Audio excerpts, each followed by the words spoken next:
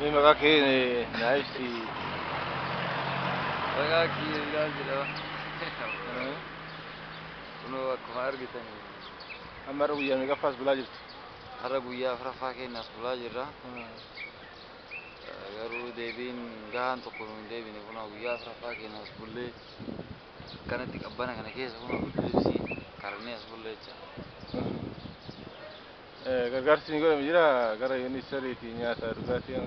Anni takka wanni nu godhame jiru haga ammaatti yuunisariin gargaarsa takka illee nuun goone.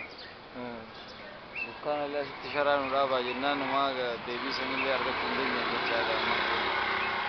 Guyyaa meeqa faas bulaa jirtan mati? Guyyaa afur as bulaa jira kunoo afuraffaa. Afuraffaa qaban. Gidduu kana keessa namni rakkoo hin jiraa? Guute namni rakkoo hin rabe namni dhukkubsatee asitti kun nu harka gaggabee nyaata sun nyaatiin dhugaatii sun dhugiin kalee gargara kun ambulaansii finnee akkasitti gara mana yaalaa fuunee asitti poolisoonni eegumsa isinii goona jedhanii as dhaabatanillee dubartoota teenya naannessuudhaan rakkoo irra geessaa jiran rakkina baay'ee nurra gahaa jira kun bakka ta'e. Namni sun to'annoo jala oolee? To'annoo jala oolee garuu murtiin tokko wanni itti fudhatame tokko illee hin jiru nagarra. Kanaaf rakkataa jira dhumaa jirra jenna. Kanaaf Oromoota biyya alaa jiran namoota maal dhaamattu? Bakka jirtanitti nu dhaqqabaa jennaan addunyaadhaaf nu iyya dhumaa jirra furmaata tokko nu godha.